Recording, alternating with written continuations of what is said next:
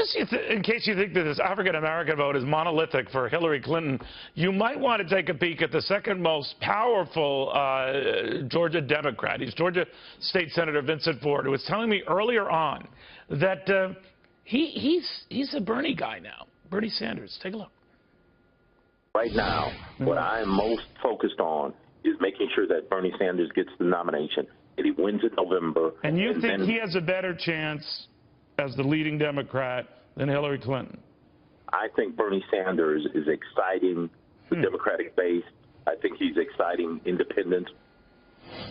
All right, so Democratic strategist Marjorie Clifton. You know, Marjorie, I heard that. I know he's a big deal in Georgia, very influential, dominating player in Georgia Democratic politics. He comes out for Bernie Sanders, and I think something like that could be a watershed move. What do you think? Well, Sanders, his crippling issue has been minorities, right. You know, leading into these, and now we're going to states that do have a much broader base. So they say in Nevada in 2008, only about 70% of the voters that showed up to caucus were white, the rest mostly being Latino. And so now we're moving into states with much higher voting pools of voters of color. And so Sanders winning those audiences is going to be a big play. And what Sanders wants to accomplish in Nevada, if he can win Nevada, it basically tells a new story, which is I can win the general election because I can win in states that do have a more diverse base. Looking back to Iowa and New Hampshire, which were about 90% white.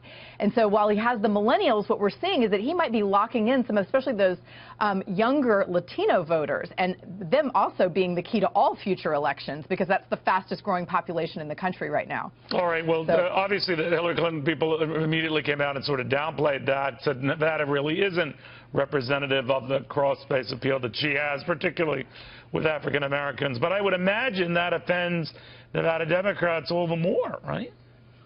Yeah, I don't think that necessarily plays well to downplay, but I think, you know, she's nervous. And it sounds like her campaign is really having to hop to try to play in a state that they've been working in for a long time.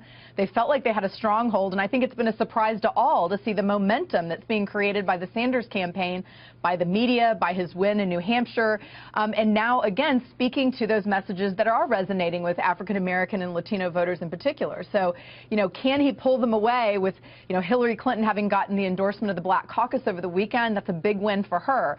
And so, again, the question is, are pundits like me and all the polls going to tell the real story, or are we going to see something completely different happen when it comes to caucus day? And real quickly, it's an expectations game, right? He doesn't, that is Bernie Sanders, have to win the African-American vote, but if she's polling 85 to 90% and all of a sudden she gets 70%, that will be deemed a disappointment, right? Exactly. And I think, again, why the win itself, you know, Nevada itself doesn't determine the whole of the election. It's all about the momentum and the story it tells.